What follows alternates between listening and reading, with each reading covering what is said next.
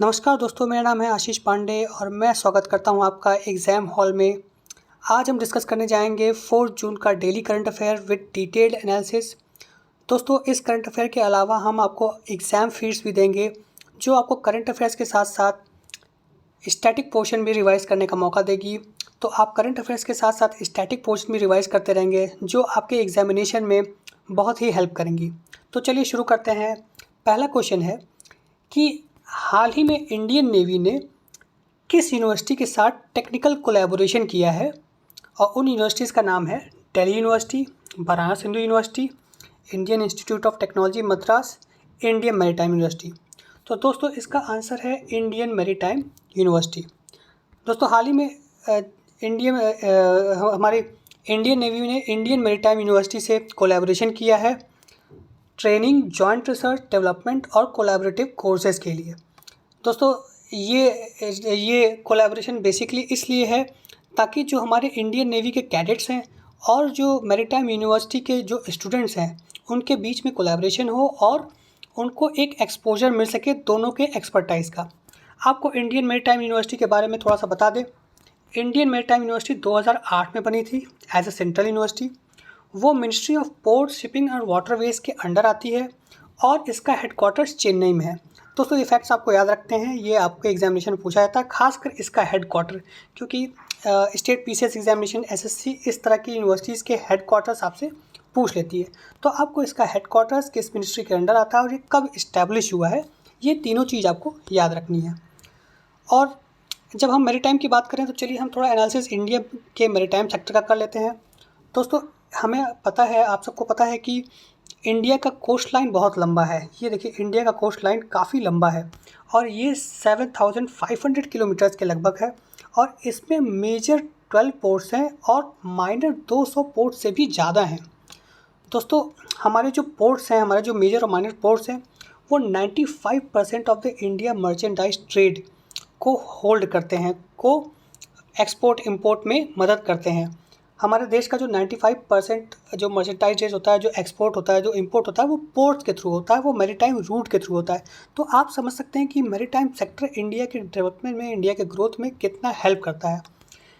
दोस्तों, India is the 16th largest maritime country in the world. हमारा देश 16वां largest country है, मैरीटाइम कंट्री है इस दुनिया में, और शिपिंग टनेज में हमारे देश का 18वां रैंक है।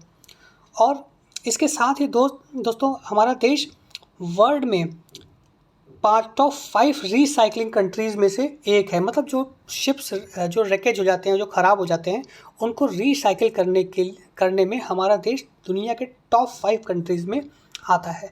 तो दोस्तों, मैरीटाइम सेक्टर बहुत ही इम्पोर्टेंस रखता है इंडिया में, क्योंकि सिर्फ 5% ऐसा ट्रेड है जो हम लोग लैंड रूट या एयर रूट के माध्यम से करते हैं। बाकी 95% रूट हम लोग मैरीटाइम के माध्यम से करते हैं। तो दोस्तों, इसलिए हमारे देश में मैरीटाइम सेक्टर बहुत इंपॉर्टेंट हो जाता है। और इसी के लिए हमारे गवर्नमेंट ने एक प्रोजेक्ट लॉन्च किया जिसका नाम है सागरमाला प्रोग्राम। दोस्तों, सागरमाला प्रोग्राम को 2017 में लॉन्च किया गया था। इसका प्राइमरी कंपोनेंट्स थे connectivity enhancement, coastal community development, port modernisation, new port development, port link industrialisation. दोस्तों, इसका मेन एम था कि जो लॉजिस्टिक कॉस्ट है, जो कार्गोज़ को मूवमेंट करने में हमारा जो कॉस्ट आता है, उसको रिड्यूस करना। दोस्तों, हमारे देश में अभी भी एक पोर्ट से दूसरे पोर्ट तक जाने के लिए हम लोग रोड का इस्तेमाल करते हैं, एयरवेज़ का इस्तेमाल करते हैं, रेलवेज़ का इस्तेमाल करते हैं। लेकिन अगर हम पोर्ट्स का इस्तेमाल करें, वाटरवे का इस्तेमाल करें एक पोर्ट से दूसरे पोर्ट पे जाने के लिए, तो हमें काफ़ी सहायता मिल सकती है। हमारा जो लॉजिस्टिक कॉस्ट है वो काफ़ी कम हो सकता है। तो यही इसी व्यू को देखते हुए गवर्नमेंट ने सागरमाला प्रोजेक्ट को लॉन्च किया था। दोस्तों, इससे कॉस्ट ऑफ ट्रांसपोर्टेशन काफ़ी कम हो जाएगा, जिसकी वजह से एक्सपोर्ट कॉम्पिटिटिवनेस बढ़ जाएगा। दोस्तों, इस एक्सपोर्ट कॉम्पिटिटिवनेस का मतलब ये है कि जब आपका कॉस्ट कम होता है तो आप जब उसको एक्सपोर्ट करते हैं उस प्रोडक्ट को, तो वो बाहर के मार्केट में कम दाम में बिकता है, जिससे कि जो हमारे राइवल कंट्रीज़ हैं उनके मुकाबले में हमारा प्रोडक्ट सस्ता होता है और उसकी वजह से हमारे प्रोडक्ट्स ज़्यादा बिकते हैं, जिससे हमें फॉरेन एक्सचेंज करेंसी अर्न करने का ज़्यादा मौका मिलता है। तो इसीलिए हमारा एक्सपोर्ट कॉम्पिटिटिवनेस इससे सागरमाला प्रोग्राम से बढ़ जाएगा। तो ये प्रोजेक्ट अभी भी अमल में है और काफ़ी अच्छा कर रहा है। काफ़ी पोर्ट्स इसमें डेवलप किए जा चुके हैं जो कि हमारे लॉजिस्टिक मूवमेंट को, हमारे कॉस्ट ऑफ ट्रांसपोर्टेशन को कम कर रहे हैं। चलिए आगे बढ़ते हैं दोस्तों। थर्ड हेल्थ वर्किंग ग्रुप की meeting as a part of G20 India's presidency कहाँ होगी? तो the third health working group meeting as a part of India G20 presidency will be held at, तो दोस्तों ऑप्शन है दिल्ली, चेन्नई, हैदराबाद, पुणे। दोस्तों इसका आंसर है सी, हैदराबाद। दोस्तों ये जो हेल्थ मीटिंग है ये 3 प्रायोरिटीज़ पे फोकस करेगी। पहली प्रायोरिटी इसकी होगी health emergencies provision preparedness and response. दूसरी प्रायोरिटी होगी strengthening cooperation in pharmaceutical sector. और तीसरी इसकी प्रायोरिटी होगी digital health innovation and solution to aid universal health coverage and improve health care services delivery. दोस्तों ये तीनों जो प्रायोरिटीज़ हैं ये हेल्थ इमरजेंसीज़ के विभिन्न आयामों को टच करती हैं, जैसे health emergency prevention and preparedness. दोस्तों ये इसको आप लिंक कर सकते हैं जो कोरोना पेंडेमिक हमारे देश में आउटब्रेक हुआ था उसको हमारे देश ने कैसे हैंडल किया था, और इतनी बड़ी तादाद होने के बावजूद भी हमारी सरकार ने उसको बहुत अच्छे तरीके से हैंडल किया। हालांकि कैजुअलिटीज़ यहाँ बहुत ज़्यादा लोगों की मृत्यु हुई थी उससे, लेकिन फिर भी इस स्केल ऑफ पॉपुलेशन पे जिस तरह से टीकाकरण प्रोग्राम चलाया गया, जिस तरह से हमारे हेल्थ वर्कर्स ने काम किया, तो हेल्थ इमरजेंसीज़ में जो हमारे देश के हेल्थ सिस्टम का रिस्पांस था वो कम रिसोर्सेज के होते हुए भी बहुत अच्छा था। तो ये एक्सपर्टाइज़ हम दुनिया को दे सकते हैं और दुनिया से हम बहुत सारी चीज़ें सीख भी सकते हैं, जो इसका एक की प्रायोरिटीज़ इस मीटिंग का एक रखा गया है। और फार्मास्यूटिकल सेक्टर में दोस्तों आप जानते हैं कि इंडिया बहुत ही आगे है। इंडिया का ये फार्मास्यूटिकल एक्सपोर्ट्स दुनिया के अलग अलग कोने में जाते हैं। जेनरिक ड्रग्स बनाने में इंडिया बहुत आगे है। तो ये कॉपरेशन जो G20 देश हैं उसे बढ़ाने के लिए ये भी एक पिलर रखा गया है कि हमारा देश फार्मास्यूटिकल सेक्टर में अपने एक्सपर्टाइज़ को दुनिया के दूसरे कंट्री से शेयर करेगा और उनसे भी कुछ चीज़ें सीखेगा। और डिजिटल हेल्थ इनोवेशन, दोस्तों डिजिटल हेल्थ का इस समय बहुत ही प्रचलन बढ़ा हुआ है और ये सारे सॉल्यूशंस जो हैं यूनिवर्सल हेल्थ कवरेज को देने के लिए यूज़ में लाए जाते हैं, ताकि जो लास्ट माइल कनेक्टिविटी है हेल्थ इंफ्रास्ट्रक्चर की वो गांव में, शहर में सबसे आखिरी आदमी तक भी पहुंच सके। तो ये तीनों मेन प्रायोरिटीज़ रही हैं इस G20 हेल्थ टॉक ट्रैक की। दोस्तों इंडिया के G20 प्रेसिडेंसी के बारे में हम डिस्कस पिछले वीडियो में कर चुके हैं। इसके मुख्य बातें मैं आपको बता देता हूँ। इंडिया ने G20 की प्रेसिडेंसी ली है दिसंबर 2022 में। इसका थीम है one earth, one family, one future, वासुदेव कुटुंबकम। इस प्रेसिडेंसी के दौरान इंडिया, इंडोनेशिया और ब्राज़ील को इन्हें ट्रॉयका कहा जा रहा है। ट्रॉयका का मतलब है कि जो करंट में G20 का चेयर है, जो प्रीवियस G20 का चेयर था मतलब इंडोनेशिया, और जो आगे G20 चेयर करने वाला है ब्राज़ील, इन तीनों के समूह को हम ट्रायोका कहते हैं। और हमारे प्रेसिडेंसी के दौरान जो हमारा देश है वो 200 G20 डेलीगेट्स को की मीटिंग लेगा और ये 60 शहरों में, इंडिया के 60 सिटीज़ में होंगे। तो दोस्तों इंडिया के अलग अलग शहरों में G20 मीटिंग हो रही है। और दोस्तों जो यूपी के परीक्षा दे रहे हैं उनके लिए बता दूं कि यूपी के 11 शहरों में G20 की मीटिंग हो रही है। ये प्लान की गई थी और ये हुई भी है। अभी लेटेस्ट वाली वाराणसी में हुई थी। चलिए आगे बढ़ते हैं। Pakaldul and Kiru hydro electric project are situated in which of the following state. दोस्तों पलकदुल और कीरू हाइड्रो इलेक्ट्रिक प्रोजेक्ट इनमें से किस स्टेट में लोकेटेड है? दोस्तों पहला ऑप्शन है आपका हिमाचल प्रदेश, दूसरा है उत्तराखंड, तीसरा है जम्मू कश्मीर और चौथा है पंजाब। तो दोस्तों इसका आंसर है जम्मू एंड कश्मीर। दोस्तों पलकदुल और जो कीरू हाइड्रो इलेक्ट्रिक प्रोजेक्ट है वो किश्तवाड़ डिस्ट्रिक्ट में लोकेटेड है, जम्मू एंड कश्मीर के। पलकदुल की जो हाइड्रो इलेक्ट्रिक पोटेंशियल है वो 1000 मेगावाट की है और कीरू हाइड्रो इलेक्ट्रिक प्रोजेक्ट की जो हाइड्रो इलेक्ट्रिक पोटेंशियल है वो 624 मेगावाट की है। दोस्तों इन दोनों प्रोजेक्ट्स की वजह से किश्तवाड़ डिस्ट्रिक्ट जो है जम्मू एंड कश्मीर का, उसे हम नॉर्थ इंडिया का major hydro electric potential power generating hub भी कह सकते हैं। और इन प्रोजेक्ट से पलकदुल और किरू हाइड्रो इलेक्ट्रिक प्रोजेक्ट्स के अलावा भी वहाँ बहुत सारे प्रोजेक्ट्स हैं, जिनको मिला के किश्तवाड़ डिस्ट्रिक्ट में अकेले 6000 मेगावाट के पावर प्रोजेक्ट्स को लॉन्च किया जाना है।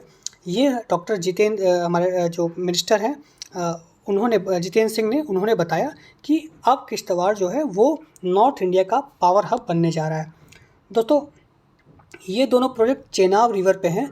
जो चेनाब रिवर के बारे में दोस्तों मैं थोड़ा सा बता दूं आपको। चेनाब रिवर हिमाचल प्रदेश से ओरिजिनेट होता है बारालाचा पास से, और वो किश्तवाड़ डिस्ट्रिक्ट से होते हुए पाकिस्तान में पाकिस्तान में जाके इंडस रिवर से मिल जाता है। और कुछ बहुत ही इम्पॉर्टेंट हाइड्रो इलेक्ट्रिक प्रोजेक्ट्स हैं चेनाब रिवर पे, जैसे कि Ratle hydro electric project, Salal dam hydro electric project. ये रेसाई के नज़दीक है। दोस्तों, रेसाई अभी न्यूज़ में था। यहाँ पे सबसे ऊंचा ब्रिज बन रहा है जो कि लगभग 350 मीटर की हाइट है, वो एफिल टावर से भी ऊंचा है। इसके अलावा यहाँ दलहस्ती हाइड्रो इलेक्ट्रिक प्रोजेक्ट है, पलकदुल डैम जो अभी हमने बताया, कीरू हाइड्रो इलेक्ट्रिक प्रोजेक्ट है। तो इन सारे हाइड्रो इलेक्ट्रिक प्रोजेक्ट्स को मिला के लगभग 6000 मेगावाट की कैपेसिटी किश्तवाड़ डिस्ट्रिक्ट में होती है, जिससे वो एक नॉर्थ इंडिया का पावर हब जिससे वो बन गया है। चलिए तो नेक्स्ट क्वेश्चन पे आते हैं। Which of the following countries has won the bid to host the 2025 world conservation congress of IUCN? इनमें से कौन सी कंट्री 2025 में वर्ल्ड कंजर्वेशन कांग्रेस जो कि IUCN द्वारा होस्ट किया जाता है उसको होस्ट करेगा? तो इसके ऑप्शन हैं सऊदी अरेबिया, UAE, कतर और इजिप्ट। तो दोस्तों इसका आंसर है UAE।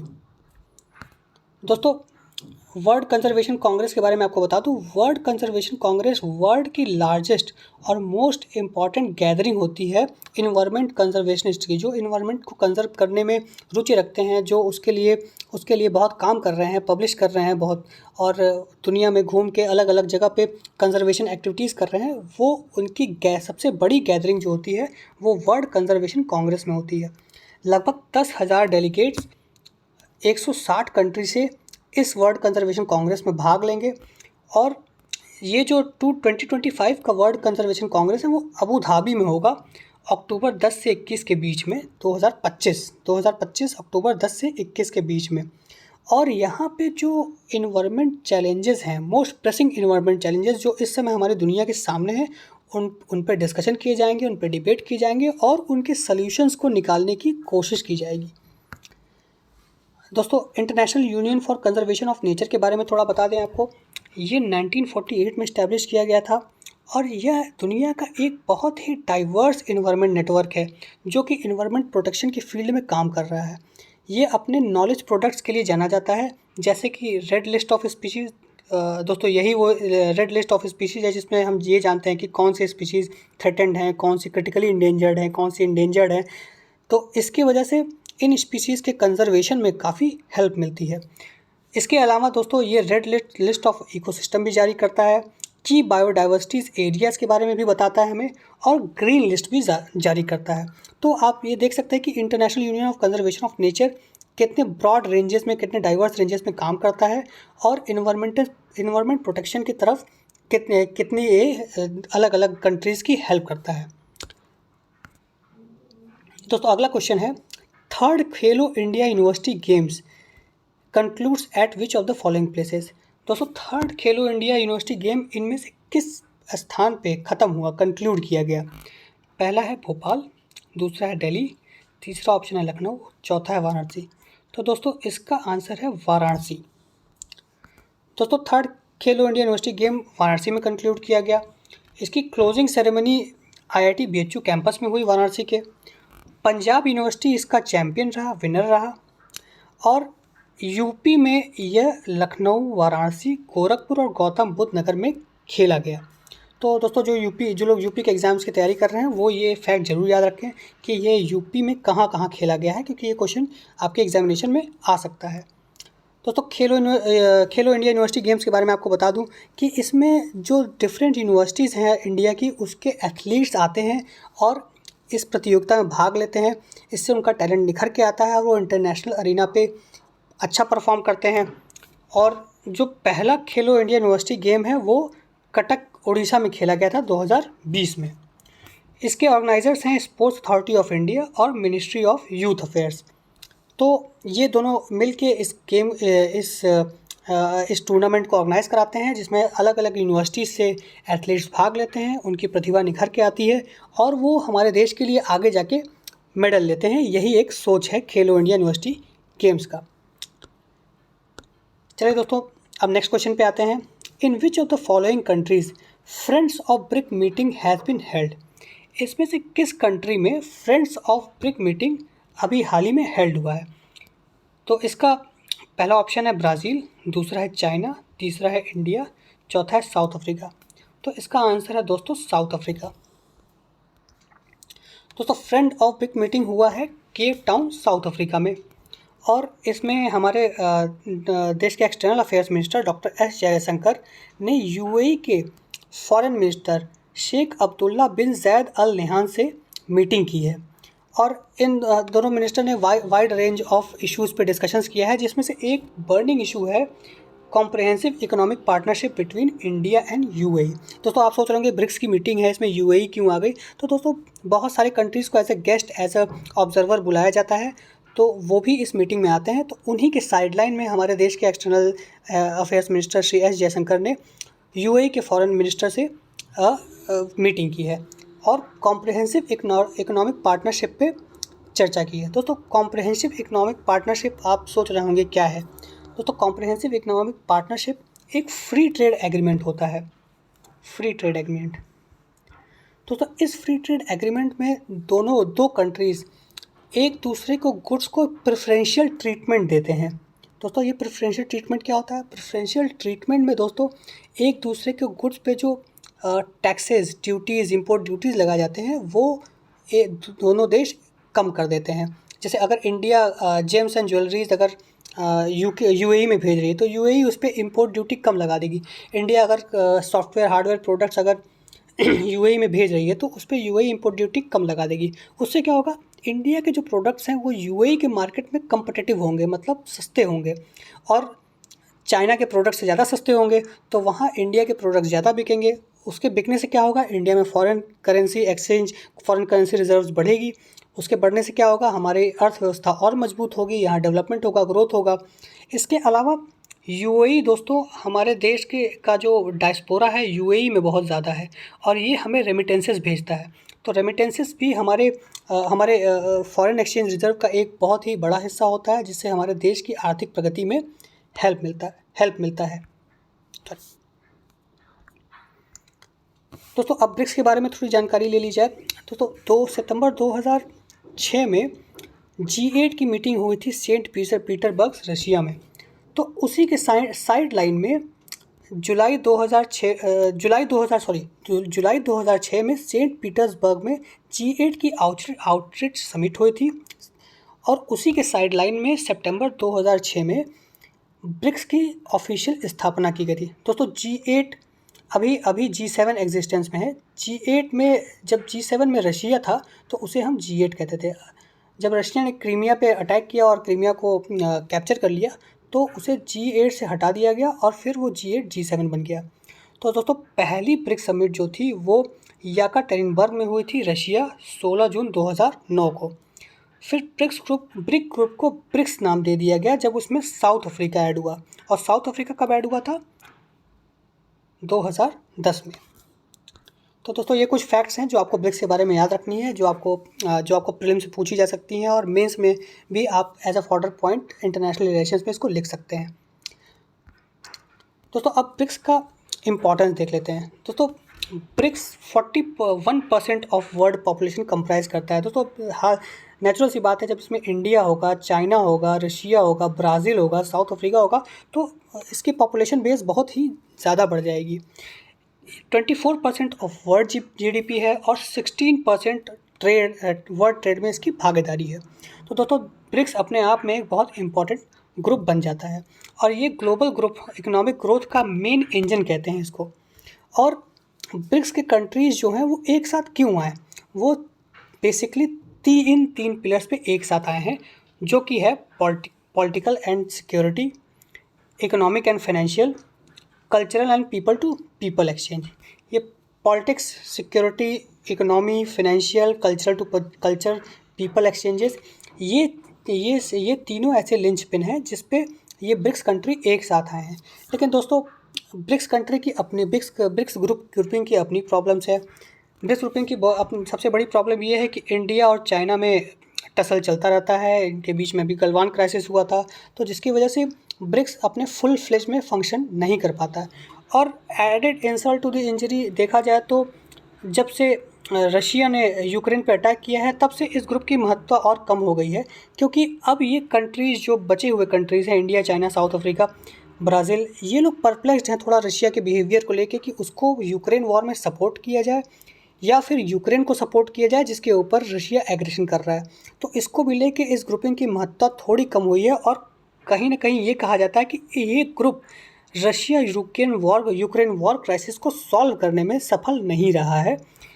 और इसकी मेन वजह है कि कंट्रीज़ के अपने इंटरेस्ट इंटरनेशनल इंटरेस्ट से बढ़ के हैं। तो ये भी बात सही है कि इंटरनेशनल जियोपॉलिटिक्स में जो कंट्रीज़ के अपने इंटरेस्ट होते हैं वो हमेशा इंटरनेशनल इंटरेस्ट से बढ़ के होते हैं। तो सेम इस ग्रुप में भी अप्लाई होता है। हर कंट्री ने अपना अपना इंटरेस्ट देखा है और उसी हिसाब से वो एक्ट कर रहा है, जो कि जियोपॉलिटिक्स में सही भी है। चलिए नेक्स्ट क्वेश्चन आते हैं। PM Svanidhi mobile app has been launch for which of the following beneficiaries. PM Svanidhi mobile app को इनमें से किन बेनिफिशरीज़ के लिए लॉन्च किया गया है? तो पहला ऑप्शन है हेल्थ वर्कर्स, दूसरा है सीनियर सिटीजन्स, तीसरा है माइग्रेंट लेबर्स और चौथा है स्ट्रीट वेंडर्स। तो दोस्तों इसका आंसर है डी, स्ट्रीट वेंडर्स। दोस्तों पीएम स्वनिधि स्कीम बहुत पहले लॉन्च किया गया था, जून 2022 में, स्ट्रीट वेंडर्स के लिए।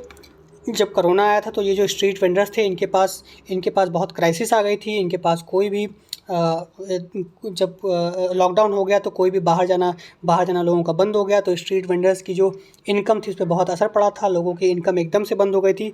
तो पोस्ट पैंडेमिक जब लॉकडाउन खुला तो गवर्नमेंट ने इनको हेल्प करने के लिए 3 फेजेज़ में ₹10,000, 20,000 और 50,000 में इनको कोलैटरल फ्री लोन देने का निर्णय लिया। इस पे 7% इंटरेस्ट सब्सिडी का भी प्रोविज़न है। अभी इसका डेडलाइन था दोस्तों 2022 तक, जिसको गवर्नमेंट ने बढ़ा के दिसंबर 2024 तक कर लिया। और उसी को एक्सटेंड करते हुए PM Svanidhi mobile app launch किया गया।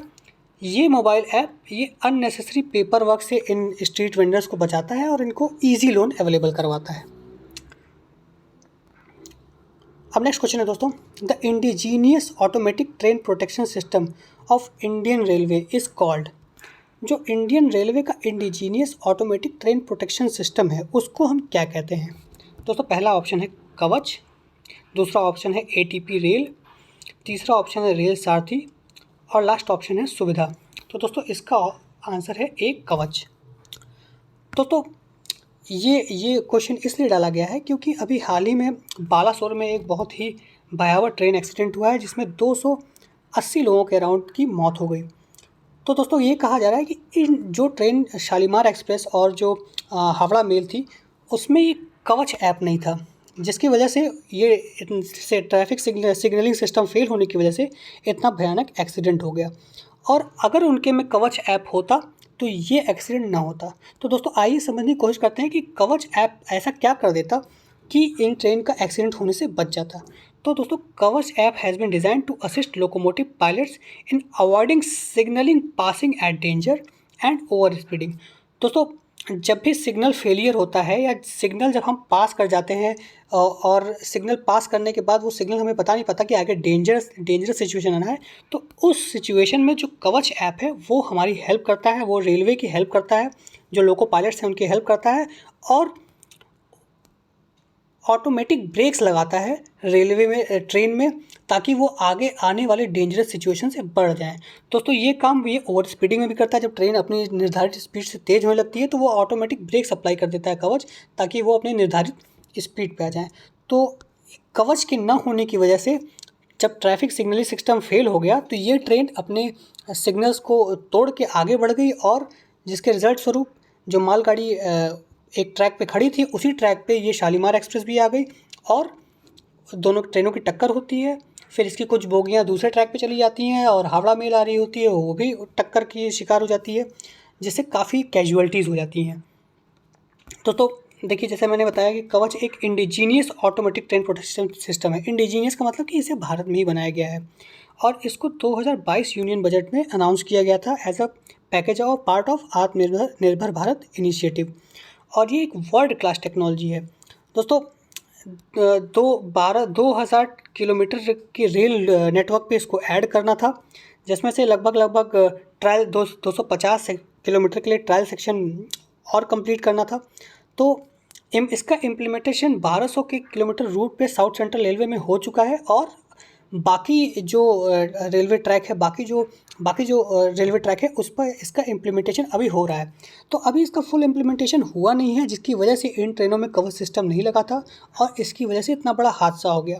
तो अब ये उम्मीद है कि इस हादसे के बाद, जो कि बहुत दुखद हादसा है, हमारी रेलवेज़, हमारी गवर्नमेंट इस सिस्टम को स्पीड अप करेगी और बाकी जितनी भी ट्रेनें हैं इंडिया में उसमें कवच ऐप इंस्टॉल करेगी, लॉन्च करेगी, जिससे कि हमारे देश में ट्रेन एक्सीडेंट्स ज़ीरो हो जाए। चलिए दोस्तों, अब ये तो था आज का करंट अफेयर्स। अब थोड़ा आते हैं एग्ज़ाम फीड में। दोस्तों, एग्ज़ाम फीड एक तरह से आपका स्टैटिक का रिवीजन है, जो आप थोड़ी देर के लिए देख लीजिए। उसके बाद आपको वो पार्ट आपका रिवाइज होता रहेगा स्टैटिक का, और आपके एग्जामिनेशन में इससे बहुत हेल्प मिलेगी। तो आज का एग्ज़ाम फीड है सोर्सेज ऑफ इंडियन कॉन्स्टिट्यूशन। तो देखिए दोस्तों, हमारे इंडियन कॉन्स्टिट्यूशन मेकर्स जो हैं वो अलग अलग कंट्रीज से कॉन्स्टिट्यूशन के विभिन्न पार्टों को लिए हैं, विभिन्न पार्टों को इनकॉर्पोरेट किए हैं। तो उसी के बारे में आज हम पढ़ेंगे। तो देखिए दोस्तों, ऑस्ट्रेलिया से क्या लिया गया है? Concurrent list, freedom of trade, commerce and intercourse, joint setting of the two house of the parliament. दोस्तों, कनाडा से क्या लिया गया है? Federation with strong centre, vesting of residuary power in a centre, appointment of state government by the centre, advisory jurisdiction of supreme court. Ireland से क्या लिया गया है? Directive principle of state policy, nomination of members to Rajya Sabha, method of election of the president. Japan से क्या लिया गया है? Procedure established by the law. दोस्तों, सोवियत यूनियन रशिया से क्या लिया गया है? Fundamental duties, ideals of justice, social, economic and political in the preamble. दोस्तों, यूके से क्या लिया गया है? यूके सबसे ज़्यादा चीज़ें ली गई हैं। Parliamentary government, rule of law, legislative procedure, single citizenship, cabinet system, prerogative writs, parliamentary privileges और बाईकैमरलिज्म। दोस्तों, यूनाइटेड स्टेट्स से क्या लिया गया है? Fundamental rights, independence of judiciary, judicial review, impeachment of president, removal of supreme court and high court जजेस, post of vice president. दोस्तों, अब आते हैं जर्मनी से क्या लिया गया है हमारे कॉन्स्टिट्यूशन में? Supremacy of fundamental rights during emergency. तो साउथ अफ्रीका से क्या लिया गया है? Procedure for amendment of the Indian constitution और election of members of Rajya Sabha.